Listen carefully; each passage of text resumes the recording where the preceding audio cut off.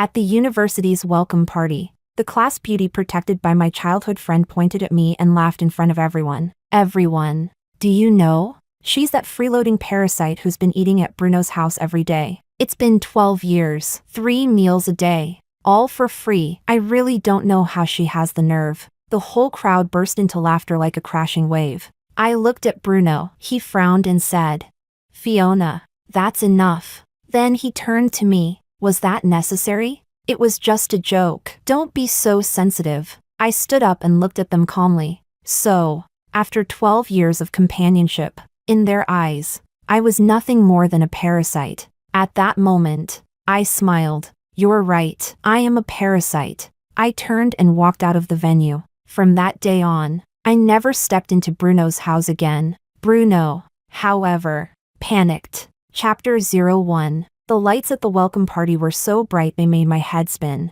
On stage, the class belle Fiona held the microphone in her hand. Her voice was sickly sweet, her smile dazzling as she hosted the interactive session. She was the new campus belle of the art department, instantly becoming a campus celebrity. It was said the line of boys chasing her stretched from the dorms all the way to the cafeteria. I sat in a corner, scrolling through my class schedule, quietly waiting for the party to end. I never liked this kind of lively scene. If the counselor hadn't forced us to attend, I would have preferred reading a few more books in the library. Next is the interactive segment. Let's play Truth or Dare. Fiona suddenly raised her voice, triggering a burst of cheers from the audience. Freshmen loved these kinds of games. Under the guise of fun, they could ask all sorts of questions they'd normally never dare. Halfway through the game, the atmosphere was at its peak. Suddenly, Fiona pointed the mic in my direction. "Hey, you there?" "Yes, you, Amanda." There was a strange excitement in her tone. All eyes turned toward me in an instant, like 1,000 spotlights pinning me in place, giving me nowhere to hide. I frowned and stood up, a sense of dread creeping in. Fiona smiled even more sweetly, but there was a trace of smugness in her eyes. "I have a question. Didn't you grow up eating meals at Bruno's house?" Bruno was sitting in the front row. He turned around and looked at me, confused. Clearly, he hadn't expected Fiona to bring this up. Before I could answer, Fiona went on, her voice dripping with malice. "Everyone, did you know? She's that freeloading parasite who's been eating at Bruno's house every day. 12 years of freeloading, 3 meals a day, all for free. Seriously, how does she even show her face?" At first, the hall fell completely silent. Then came the explosive laughter. Laughter rolled in like waves, slamming into me again and again. No way. 12 years of mooching? God, she's got no shame. So that's why she's always around Bruno, just to get free meals. She must have cost them a fortune. What is Bruno's family? A bank? Feeding an outsider for 12 years? I clenched my fists, my nails digging deep into my palms. The pain was the only thing keeping me sane. Fiona wasn't done. Her voice only grew more animated. His mom was too kind, felt bad for her not having food, so she fed her for 12 years. If it were me, I would have died of embarrassment. I guess not everyone has that thick of a skin. Chapter 02. I looked at Bruno. Even at a moment like this, I instinctively looked at him. Just like every moment of hardship over the past 12 years, I would always search for him first. He stood up with a frown, his voice slightly impatient. "Fiona, that's enough." Fiona immediately put on a hurt expression and pouted. "But I didn't say anything wrong. It's all true, Bruno. I just wanted everyone to understand your relationship. That's all." Her voice was sickeningly sweet, full of false innocence. Bruno's frown deepened, but then he turned to me. His tone was clearly annoyed. "Was that necessary? It was just a joke. Don't be so sensitive." A joke? Trampling 12 years of dignity beneath their feet, reducing my devotion to nothing more than parasitism. And that's just a joke? I stared at him in shock, as if I were seeing him for the first time. Was this really the Bruno who, at 6 years old, spent all his pocket money to buy me candied hawthorns? The one who fought others to protect me, who ended up with a bruised and swollen face, but smiled and said it didn't hurt? The one who stayed up late to do homework with me, fighting sleep just to keep me company? I laughed. Truly laughed. So calm. It even surprised me. Yes. I'm a parasite. My voice was soft. But in the now silent venue, every word rang out clearly. 12 years. Eating 3 meals a day at Bruno's house. That's true. The room grew even quieter. So quiet you could hear the low hum of the air conditioner. Fiona lifted her chin proudly, a triumphant gleam in her eyes. But I continued. My voice still calm. But starting today, this parasite will never show up at Bruno's house again. I picked up my bag, turned around, and walked away. Behind me came the sound of a chair being shoved back. Bruno's voice, filled with anger. Amanda, what are you doing? Why are you throwing a tantrum again? I didn't look back. I walked steadily toward the door. Behind me came Fiona's fake cute voice. Oh no, she's mad. Bruno, go coax her. Then again, I guess being hit where it hurts does sting a little. Bruno didn't follow. I knew he wouldn't. In his eyes, I could never leave the Bruno household, let alone him. Just like the past 12 years, I was always that little girl who needed his protection. That pitiful thing who couldn't survive without the warmth of Bruno's home. Chapter 03. When I returned to the dorm, my roommates hadn't come back yet. The whole room was eerily quiet, with only occasional laughter drifting in from outside reminding me that the world out there was still lively. I sat on my bed, my hands still trembling slightly, not out of anger, but because of an emotion I couldn't quite name. It felt like an old wound had been torn open, bloody, raw, yet I no longer even knew how to feel the pain. I pulled out my phone and opened my chat with Luis's mom on WeChat. The last messages were from yesterday. Amanda, remember to come home for dinner tomorrow. Auntie's making your favorite sweet and sour ribs. Got it. Auntie, I'll be there on time. Good girl. Auntie will be waiting for you. I stared at the screen for a long time, my fingers hovering above the keyboard, hesitating again and again before I slowly typed. Auntie, I won't be coming back for dinner tonight. She replied almost instantly. What's wrong, Amanda? Did Bruno upset you? That kid just has a sharp tongue. Don't take it to heart. I took a deep breath. No, I just have something to do at school. Then come back tomorrow morning for breakfast. Auntie will make you soup dumplings. The kind you love, the ones with shrimp filling. My eyes suddenly started to burn. She always remembered what I liked to eat. She remembered that I didn't like cilantro. She remembered I was allergic to seafood. She remembered every little habit I had. But her son? Did he remember? Or did he see all of it as nothing more than a charity case he was burdened with? I kept typing. Auntie, I won't be coming back anymore. Thank you for taking care of me all these years. This time, she didn't reply immediately. I could imagine her face when she read that message, probably shocked, confused, maybe even a little panicked. 10 minutes later, my phone rang. Amanda, what happened? Did Bruno bully you?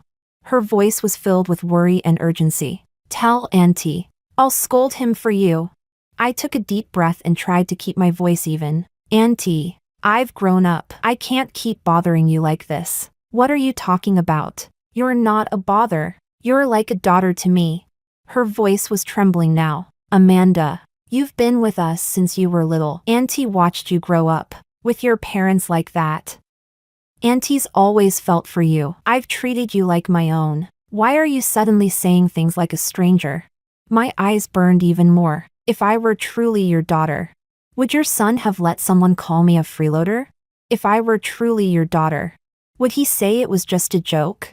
Auntie, it's time I learned to live independently. My voice was soft. This was bound to happen someday. Amanda, I'm okay. Really, don't worry. I'll take good care of myself. After hanging up, I opened my laptop and began searching for part-time jobs. If I'm a parasite, then I'd better learn how to feed myself. Suddenly, the door burst open, slamming against the wall with a loud bang. Bruno stood at the entrance, his expression terrifyingly dark. He was still panting, clearly having run all the way here. Amanda, have you had enough?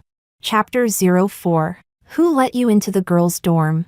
I stood up and stared at him coldly. This was a girls' dormitory, and him barging in like this was already a violation of school rules. Bruno walked in as if it were perfectly normal and closed the door behind him. My mom just called me. He said, she said you're not coming over for dinner anymore? All because of one sentence from Fiona? His tone carried clear mockery. Amanda, since when did you become so petty? Petty? So in his eyes, defending my own dignity was considered being petty. I laughed, a cold, bitter laugh. Yes, I'm petty, so please leave. Bruno froze for a moment, clearly not expecting me to be so indifferent. Then his face darkened even more. You're serious? You're going to turn against me over a joke? I've never been more serious. I looked him straight in the eye and said clearly, Bruno, please leave. He took a deep breath. His fists clenched so tightly they made a cracking sound, clearly trying to restrain his temper. Fine. You want to save face, right? I'll have Fiona apologize to you tomorrow in front of the whole class. No need. Amanda! His voice suddenly rose, filled with rage he could no longer contain. What do you want from me? What do I have to do to make you satisfied? I want to live independently. I don't want to be a parasite anymore. I looked at him calmly. Bruno, there was never anything between us. Let's just go our separate ways from now on. His face turned pale in an instant, like he'd been punched hard. Nothing between us? 12 years of history. And you're saying it meant nothing? Then tell me, what are we? I countered, my voice laced with a hint of self-mockery. Childhood sweethearts? Friends? Or just your families, freeloader?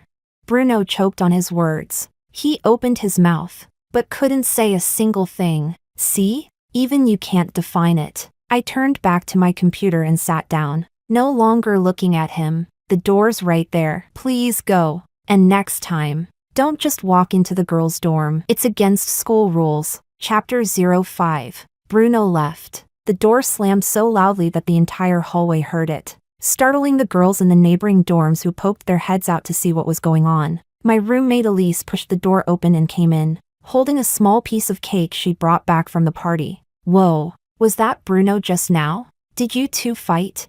She placed the cake on the table and looked at me with concern. I shook my head. It's nothing. Don't lie to me. The whole school is talking about how you were humiliated by Fiona. Elise sat down beside me, clearly upset. That Fiona is seriously the worst. Just because she's pretty, she thinks she can do whatever she wants. I heard her family's super rich. She's been spoiled since she was a kid. But Bruno was way out of line too. How could he not stand up for you?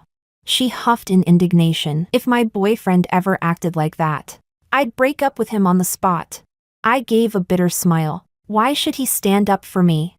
He's not my boyfriend. You're not. Childhood sweethearts? Elise's eyes widened in surprise. The whole school knows about you too.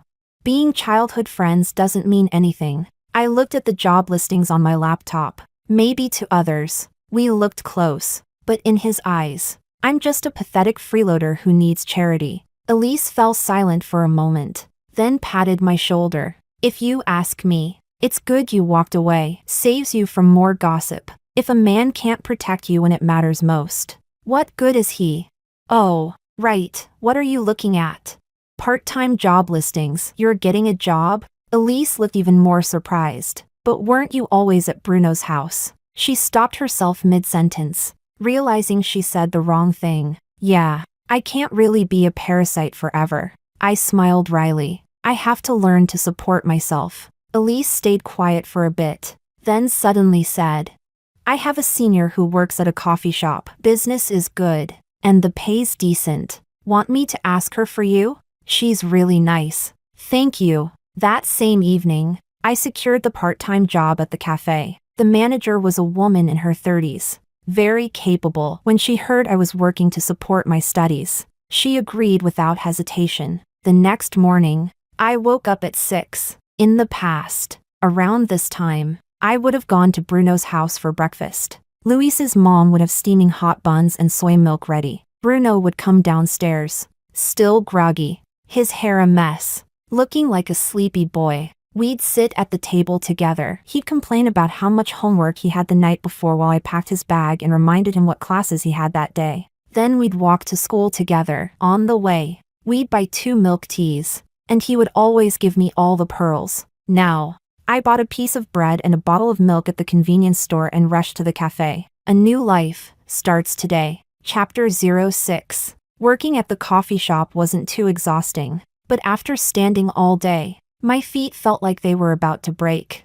I had never realized just how tough the service industry could be. You had to keep smiling all the time, remember every customer's preferences, and stay gentle even when they were impatient. By 8 p.m., I finally dragged my tired body back to campus. The cafeteria was already closed, so I had no choice but to buy instant noodles from the convenience store. As I walked up to the dorm building, I spotted a familiar figure. Amanda. Bruno stood under the street lamp, holding a thermal food container in his hand. The light cast a soft glow on his face, making him look somewhat worn out. My mom asked me to bring you dinner. He handed over the container, his voice awkward. She made sweet and sour ribs, your favorite. The container was still warm, and even through the lid, I could smell the familiar aroma. My stomach growled embarrassingly. Since morning, I'd only eaten a piece of bread. I was definitely hungry, but I didn't take it. Thank your mom for me, but I've already eaten. You've eaten? Bruno raised an eyebrow, his eyes scanning me. What did you eat? I can smell the instant noodles. That's none of your business. I tried to walk past him, but he grabbed my wrist. His hand was hot, almost like he had a fever. Amanda, that's enough. His voice carried suppressed anger. All this over one comment? You're cutting me off? Do you know how worried my mom is about you?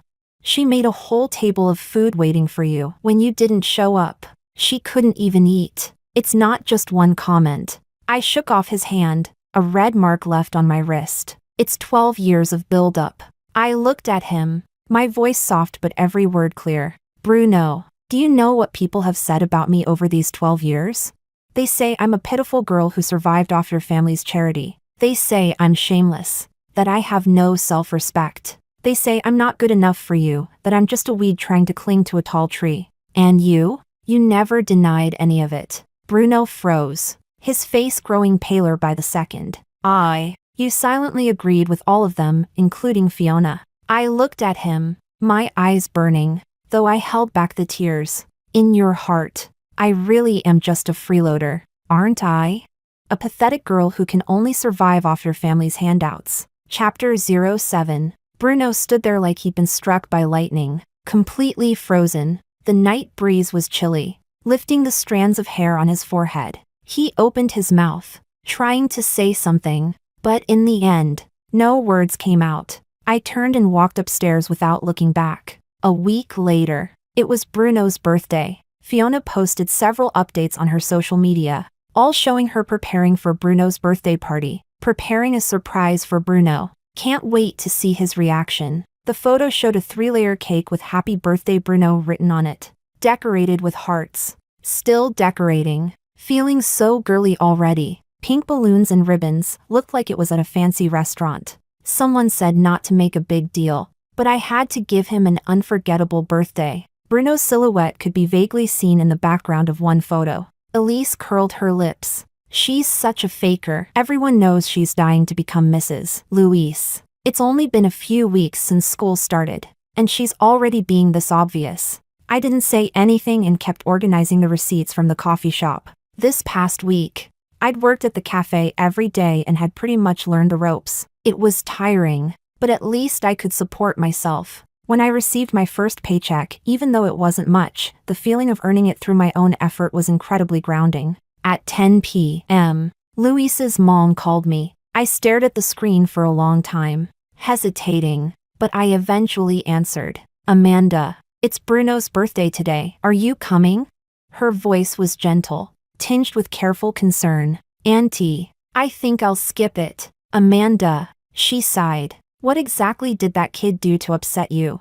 I already told him he should apologize properly. He's been spoiled since he was little, he just doesn't know how to consider others. It's nothing, I just want to be more independent. I didn't want her to worry. Auntie, I'm doing fine. Please don't worry about me. Are you eating well? Should I bring you some food?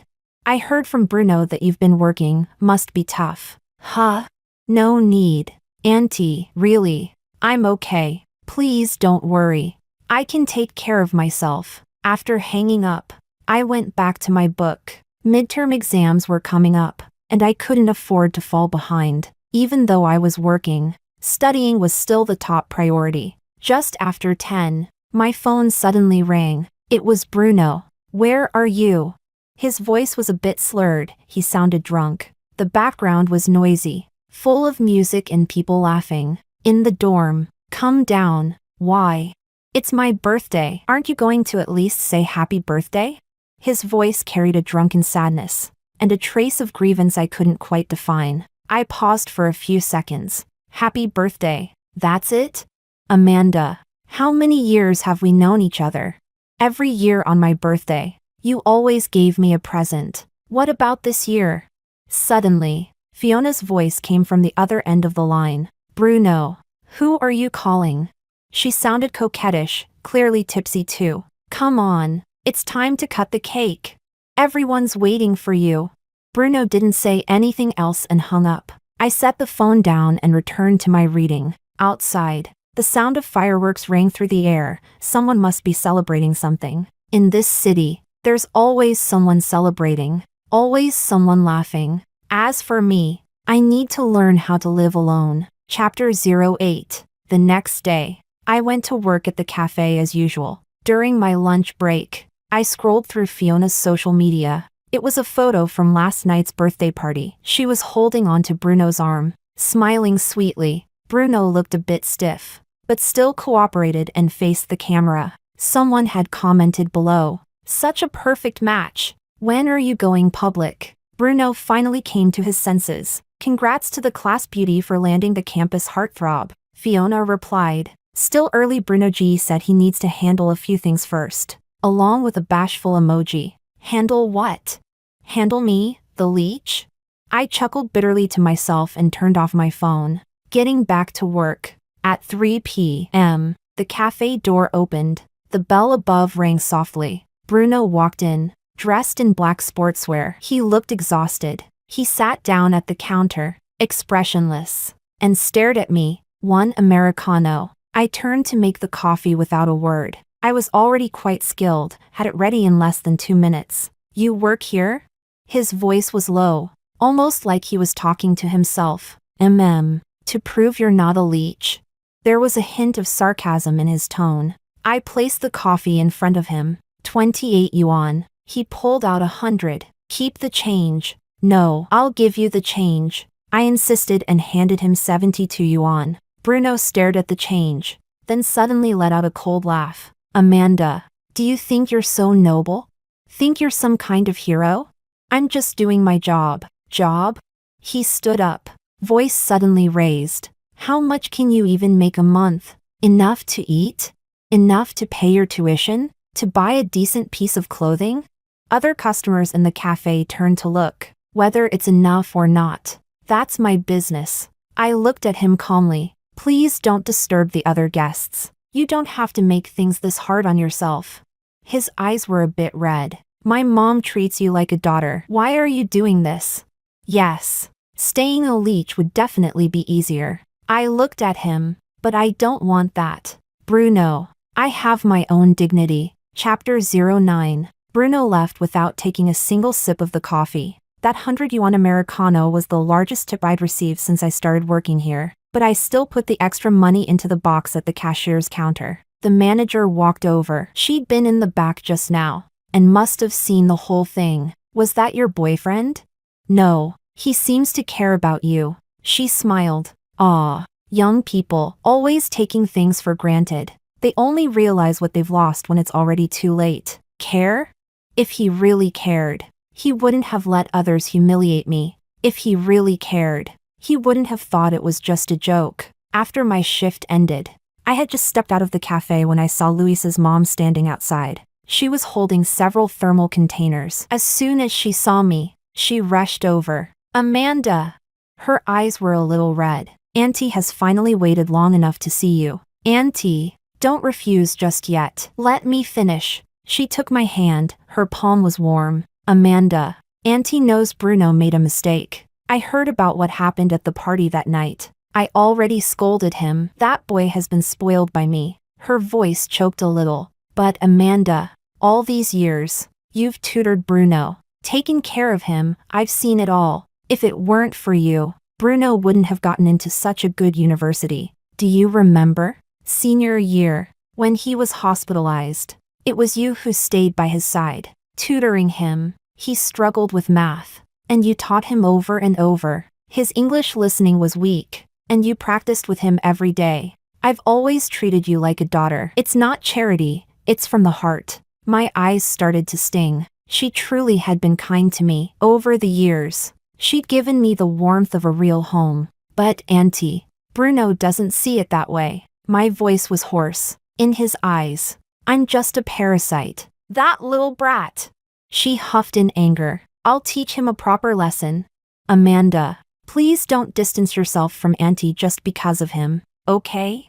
Auntie really cares about you. That's not necessary. Auntie, I want to rely on myself. I gently pulled my hand away. I've grown up now. She sighed and stuffed the containers into my arms. Then at least take this. Think of it as a visit from Auntie. If you ever run into trouble, you must let me know, okay?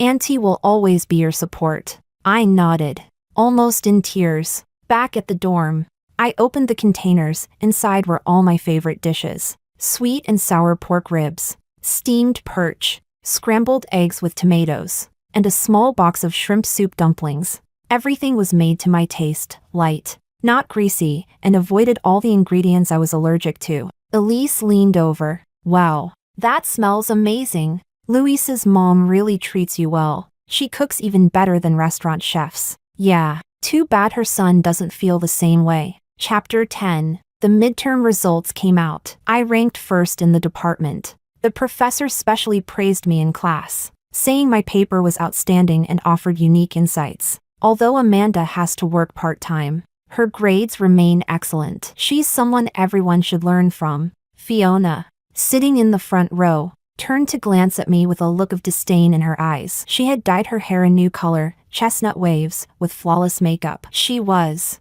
admittedly, very beautiful. After class, she deliberately said loudly, "Some people are just good at studying. So what? Still have to work part-time to survive, right? Earning so little a month, can't even afford a handbag. Unlike us, who can enjoy university life thanks to our family's support." Her entourage immediately chimed in. Exactly. What's the use of being a nerd? I heard she works at a cafe, makes just over 100 yuan a day. So pitiful. Should we go support the business? Forget it. We'd have to see her face there. So awkward. I packed up my things and got ready to leave. The grade sheet was still in my hand, with the bolded first place standing out clearly. Suddenly, Bruno stood up. Enough. His voice was cold, ice cold. Fiona froze for a second, then put on a hurt expression. Bruno? What did I even say? Stop talking. His face looked awful. Fiona, I've warned you many times already. Fiona bit her lip, her eyes immediately reddening. I didn't say anything wrong. Bruno, are you still mad at me? I already apologized for what happened on my birthday. Bruno ignored her and walked quickly out of the classroom. When he passed by me, he paused. I thought he was going to say something, but he just looked at me and kept walking. I followed him out, but in the hallway, he stopped me. You got first place. Aren't you going to celebrate? His tone was a bit awkward. Nothing worth celebrating. Let me treat you to a meal, to celebrate your achievement. No need. I tried to walk past him, but he grabbed my arm again, this time with force. Amanda, how long are you going to keep this up? We've known each other for 12 years. Does 12 years of friendship mean nothing to you? I'm not dragging things out. We don't have much of a relationship to begin with. I looked him in the eye. Bruno, let go. No relationship? He laughed, bitterly. 12 years. And now you say there's nothing? Do you remember the first time we met? Your parents were fighting, and you hid under the tree crying. I was the one who wiped your tears and took you home. Since then, we've never been apart. Chapter 11. Then tell me, what are we exactly?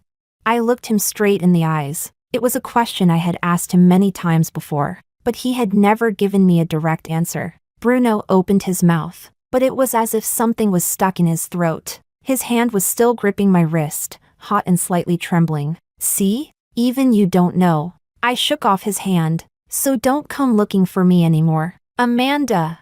He called after me, his voice tinged with panic, but I didn't turn back. That night, Luis's mom came again. This time, she brought an envelope. Amanda, this is for your living expenses. The envelope was thick. There must have been a lot of money inside. Auntie, I can't accept this. Let me finish. She spoke firmly. This isn't charity. It's what you deserve. All these years, you tutored Bruno, stayed up with him doing homework until late at night. If we had hired a tutor, it would have cost at least 10,000 yuan a month. You helped him for 3 years straight. This isn't even enough to cover that. So this is your payment. Your labor. You must take it. She pressed the envelope into my hands. Amanda, I know you have pride, but please also try to understand how I feel. Seeing you struggle like this, it breaks my heart. I looked at the envelope. There had to be at least 10,000 yuan in it.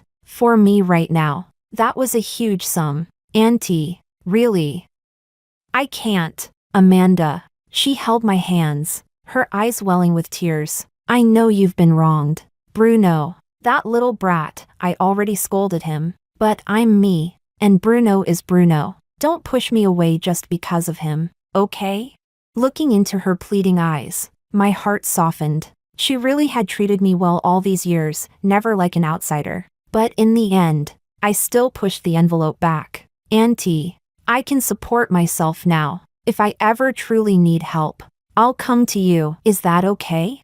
Her eyes turned red, her voice choked. You child, why are you so stubborn? Just like your mother. At the mention of my mom, I froze. She left when I was 10, said she couldn't stand my dad's abuse. And when she left, she didn't take me with her. Chapter 12. November came in a flash, and the weather turned cold. Winter arrived early in the north. The trees were bare, stripped of all their leaves, leaving only thin, naked branches. I was getting better and better at my job in the cafe, so much so that the manager even said she was going to give me a raise. You're doing great. The customers really like you. Starting next month, I'll raise your pay to 150 yuan per day. It wasn't much, but for me, it was a huge encouragement. Academically, I was still holding first place. Several professors appreciated my work. One even asked if I wanted to become his research assistant, which came with an extra stipend. Everything seemed to be moving in a good direction, except for one thing. Amanda, come out. Bruno stood at the classroom door, his face terrifyingly pale. He'd lost a lot of weight, his cheekbones were protruding, and there were heavy dark circles under his eyes. I pretended not to hear him and kept organizing my notes. He walked right in, ignoring the stares of other classmates, and grabbed my wrist. Come with me. Let go of me. I need to talk to you. His voice was hoarse, like he hadn't spoken properly in days. We have nothing to talk about. Amanda. He almost growled my name, his bloodshot eyes filled with frustration. Are you really going to be like this? Do you seriously not care at all about our past? Everyone in class turned to look at us. Some started whispering, others pulled out their phones. Fiona was there too. She sat in a corner, biting her lip, her eyes red. She wasn't wearing makeup today, and her bare face looked drained. I shook off his hand. Bruno, enough. I haven't been bothering you. You're the one who keeps coming after me. Please have some self-respect. I picked up my bag and walked out of the classroom. Behind me, Fiona started sobbing. Bruno, how could you treat me like this? Because of her? What's so great about her? Her voice became shrill. She's just a freeloader who survived off your family's charity. What right does she have to look down on you? Smack! A loud slap echoed through the room. The entire classroom went silent. I turned back. Bruno's face was dark, his hands still frozen midair. Fiona clutched her face in disbelief, staring at him. Chapter 13. You hit me? You hit me for her? Fiona's voice cracked as she screamed. A bright red slap mark covered her cheek. Bruno said coldly. I warned you many times not to say things like that. His tone was like frozen steel. Didn't you hear me? But it's the truth. Fiona broke down, sobbing. Her makeup was smudged, streaking down her face. She is a freeloader. If your mom hadn't pitied her, she would have starved to death. What right does she have to study here? What right does she have to reject you? To look down on you? Who does she think she is? Bruno's fists clenched so tightly they cracked. His face darkened further. I walked over, calmly looking at Fiona. She was a mess, crying hysterically, eyeliner smeared. She looked like a madwoman. You're right. I did eat at Bruno's house for 12 years. My voice was calm and clear, echoing in the silent classroom. But do you know? In those 12 years, I gave a lot too. Every night, I stayed up with Bruno doing homework. When he didn't understand something, I was the one who taught him. In our first year of high school, he could only score 60 in math. I walked him through every problem until he got to 90. In our second year, his English listening was nearly zero. I practiced with him 2 hours a day until he could understand. In our third year, when he was hospitalized for a month, I went to the hospital daily to tutor him so he wouldn't fall behind. Fiona was stunned, tears still hanging on her face. I kept going. When he had a fever, I stayed up all night to take care of him. When he got into trouble, I cleaned up the mess. When he was in a bad mood, I stayed by his side. If all of that were converted into money, I bet it would cost way more than the food I ate. The classroom remained silent. I turned to Bruno. Also, I never looked down on you. I just don't want to be a freeloader anymore. Is that so wrong?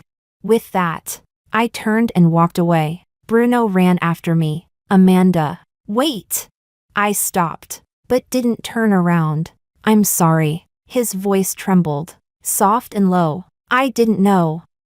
I didn't know you gave so much. I always thought I was the one taking care of you, but it turns out it was you taking care of me. So what if you know now?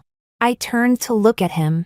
Bruno, we can't go back. Chapter 14. In December, a well-known company came to the university to recruit interns. It was a rare opportunity, and everyone in the major was competing for it. The company was one of the top 3 internet firms in the country, and even the interns were paid better than many full-time jobs. I carefully prepared my resume and portfolio, organizing my grades and papers from the semester. During the initial interview, the interviewer was a woman in her 40s. Very professional. She flipped through my resume. Your grades are excellent, ranked first in your major. But I see you're working part-time? Yes. I work at a cafe. Why are you working? Is your family struggling financially? Her eyes were sharp, as if she were evaluating something. I answered calmly. I want to become independent as early as possible and gain real-world experience. Working part-time has taught me how to communicate with people and solve problems. These are things you can't learn from textbooks. She nodded in approval. Good. Our company needs grounded people like you, not those students with lofty ideas but no skills. At the final interview, I ran into several classmates from my major, including Fiona. She was dressed impeccably today, all name-brand items, looking like a successful professional. When she saw me, she sneered. Even a cafe girl came to interview? You think you actually have a chance? I ignored her and waited quietly for the interview. When the results came out, I passed. A week later, I received the offer letter. The internship salary was 8,000 yuan per month, a staggering number for a freshman. And if I performed well, I could be hired full-time after graduation. Elise hugged me excitedly. This is amazing. So many people dream of this. We have to celebrate tonight. Come on. Dinner's on me. We went to a small restaurant near campus and ordered a few dishes. It wasn't anything fancy, but the atmosphere was great. Just as we were eating, Bruno walked in. He looked even more haggard than before, like he hadn't rested in a long time. When he saw me, he paused, then walked over. Congratulations. Thanks. Can I sit? Elise immediately stood up. I'm going to the bathroom. She gave me an encouraging look before leaving. Bruno sat down, and after a long silence, finally said, Amanda, I've been thinking a lot. His hand trembled slightly on the table. These past 12 years, I really did take your efforts for granted. I thought we'd just keep going like we always did. You'd stay by my side, and I'd protect you, just like when we were kids. He looked at me, eyes filled with mixed emotions. But I was wrong. I never truly protected you. I actually caused you a lot of pain. When people spoke badly about you, I didn't care, because I knew you weren't like that. But I never thought you'd care. I never realized those words hurt you. Chapter 15. What's the point of saying all this now? I put down my chopsticks and looked at him calmly. His face turned even paler. His lips were trembling. Bruno gave a bitter smile. I know it's meaningless, but I have to say it. Amanda, actually, Before he could finish, the door burst open. Bruno! Fiona rushed in, her eyes red and swollen, makeup ruined by tears. I've been looking for you everywhere. Then she saw me, her expression instantly darkened, her eyes filled with hatred. You again! What do you want from him? Bruno already apologized to you. How long are you going to keep clinging to him? Isn't it money you want? How much? I'll give it to you. She yanked out her wallet and threw a pile of cash onto the table. Is this enough? If not, I'll give you more. Just stay away from Bruno. I stood up. We all know who's really clinging to whom. Elise. Let's go. Elise, who had returned at some point, immediately followed. As we stepped out of the restaurant, I heard Bruno's furious roar behind us. Fiona, that's enough. How many times have I told you not to bother her again?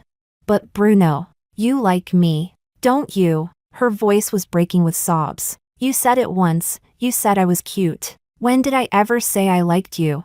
Bruno's tone was like ice. Where do you get that confidence from? But that night, on your birthday, you kissed me. I was drunk. And you were the one who initiated it. I didn't hear the rest, nor did I want to. None of it had anything to do with me anymore. The next day, Fiona didn't come to class. Rumor had it she took sick leave and spent the whole day crying in her dorm. Her roommate said she tore up all of Bruno's photos, crying as she ripped them apart. As for Bruno, he disappeared. He didn't show up to class for 3 days in a row, until a week later. His mother came to find me. She had lost weight. Her once well-maintained face now showed new wrinkles. Her eyes were red and puffy, clearly from crying. Amanda.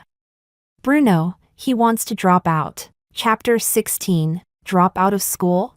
I was stunned. I hadn't expected that at all. Bruno's grades weren't the best, but they were decent, and his family was well off. There was no reason for him to quit. His mother was crying. He said university is meaningless, that he wants to start a business. He's locked himself in his room, won't see anyone. He's not eating or drinking. It's like he's lost his soul. She gripped my hand tightly. Her palm was damp with sweat. Nothing I say gets through to him. Amanda, can you please go see him? He only listens to you. I fell silent. Go see Bruno? But we had no relationship anymore. She continued, her voice trembling. I know you've been wronged. Amanda, Bruno deserves to be scolded. Tears streamed down her face. But seeing him like this, I'm really worried. He's always been stubborn. Once he decides something, no one can change his mind. If he really drops out now, his life will be ruined. Amanda, I'm begging you. Looking into her pleading eyes, my heart softened. After all, I remembered all the kindness she had shown me. All right, I'll go see him. Bruno's house was exactly the same. The familiar living room, the familiar furniture, even the same faint scent in the air. I had spent 12 years of my life there. Every corner carried a piece of my memory. On the coffee table sat the photo frame I gave his mother back in high school. Inside was a picture of the three of us. In that photo, Bruno and I were both smiling brightly. Back then, we were just kids. I pushed open Bruno's bedroom door. The room was dark. The curtains were tightly shut. The air smelled strongly of alcohol. He was sitting on the floor, leaning against the bed, surrounded by empty bottles. When he saw me, he froze, then gave a bitter, self-mocking smile. You came. His voice was so hoarse it barely sounded human. You're dropping out? Yeah, why? He looked at me, his gaze unfocused. It's meaningless. School is meaningless. Life is meaningless. Everything is meaningless. Without you, nothing has meaning. Bruno, don't be like this. Why not? He suddenly grew agitated, forcing himself to his feet. Everything changed after you left. Every morning when I wake up, the first thing I do is check my phone to see if you messaged me. At school, I can't help looking for you. At home, I see the empty dining table and can't eat a single bite. He took a step closer, his eyes bloodshot. Amanda, do you know something? I regret it. I really regret it. If, that night at the party, I had stood up for you, if I hadn't said it was just a joke, if I had realized sooner how important you were to me. Chapter 17. What's the use of regret? I sat down across from him, keeping a safe distance. Bruno gave a bitter smile. It's useless, but I still regret it. Suddenly, he covered his face, and his shoulders started trembling violently. It was the first time I had ever seen Bruno cry. Not quiet tears, but a complete breakdown. He cried like a child. You know what? I liked you a long time ago. His voice was choked and halting, full of sobs. I don't even know when it started. Maybe it was when you first helped me with tutoring. You were so patient, teaching me over and over. Maybe it was when I got sick, and you took care of me. You stayed up all night, just to change my towels. Or maybe it was even earlier, when we were still kids. You followed me around, calling me Brother Bruno. He lifted his head to look at me, tears still streaming down his face. But I was too arrogant. I thought you'd always be there. I thought no matter what I did, you'd never leave. I took your kindness for granted. It wasn't until you really left that I realized I was nothing. Without you, I can't even live a normal life. I tried to forget you. I tried to be with someone else. But I couldn't. I just couldn't do it. You're all I ever think about. I was quiet for a long moment, then softly said, Bruno, you don't love me. You're just used to me being around, like how you're used to breathing or used to sunlight. When those things disappear, you feel the pain. But that's not love. Bruno shook his head violently. No, I love you. I know what love is. Love is feeling jealous when I see you talking to someone else. Love is feeling like my heart's being torn apart when you ignore me. Love is wishing I could see you every second of every day. If you loved me, I said gently, you wouldn't have let others humiliate me. If you loved me, you wouldn't have taken everything I did for granted. If you loved me, you wouldn't just now be realizing how important I was. Bruno, love doesn't come as an afterthought. Love is knowing from the beginning that someone is worth cherishing. I stood up. Don't drop out. That's just running away. Finish your studies properly. That's what you're supposed to do. Don't make your mother worry. Chapter 18. Just as I was about to leave, Bruno suddenly hugged me, tightly, like he wanted to absorb me into his body. Don't go, please. His voice trembled, laced with desperation. I know I was wrong. Just give me one more chance, okay? I'll change. I'll do whatever you say. Anything you want me to do. If you want to keep working part-time, I won't stop you. If you want to live independently, I'll support you. As long as you come back, as long as you're willing to talk to me again, I'm begging you. Amanda. I pushed him away with all my strength. Bruno, don't you get it yet? I never wanted someone who just obeys me. What I wanted was respect, equality, to be cherished. I wanted someone who keeps me in their heart, not someone who sees me as an accessory. And those things, you never gave me. He stared at me blankly. His face had gone paper white, and the tears kept falling harder. I never realized a boy could cry this much. Amanda, I really know I was wrong. His voice was so low and crushed, like dust. Just give me one more chance, just one. I swear I'll cherish you this time. If you know you were wrong, then live well. I turned and walked away. Don't make your mom worry. She's your mother. She loves you. I stepped out of Bruno's room and took a deep breath. 12 years of entanglement, finally. I could let go. It wasn't that I didn't love him anymore. It was that I couldn't love him anymore. Some wounds, once inflicted, can never be healed. Like a shattered mirror, even if you glue it back together, the cracks will always remain. Luis's mother was waiting in the living room. How did it go? She looked at me anxiously, still holding a cup of tea in her hands. He's not going to drop out. Really? Her eyes lit up, tears spilling again. Thank you, Amanda.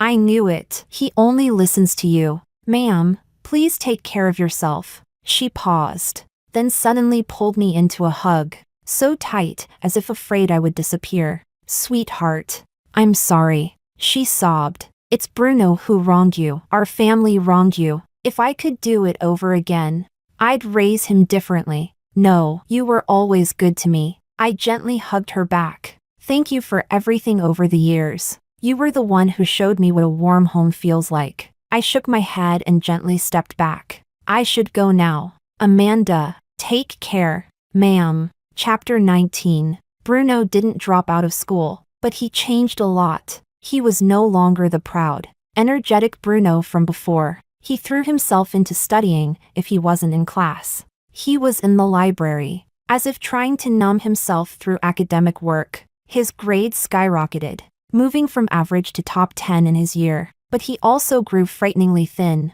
Fiona transferred schools. I heard she went down south. Before leaving, she came to see me once and said a lot of unpleasant things. Basically, she blamed me for ruining her love, for ruining Bruno. I didn't respond. It wasn't me who ruined anyone. They made their own choices. As for me, I focused on my internship and studies. The company I interned at was very satisfied with me. The department supervisor even said if I was willing, I could become a full-time employee as early as sophomore year. It was a special exception, but they were willing to make it for me. In sophomore year, I received a full scholarship.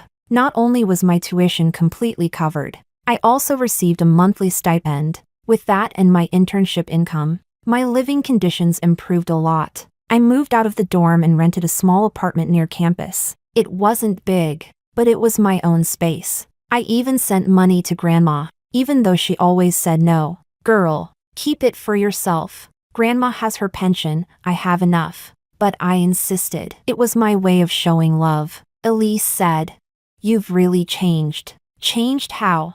You're more confident now, more attractive. She laughed.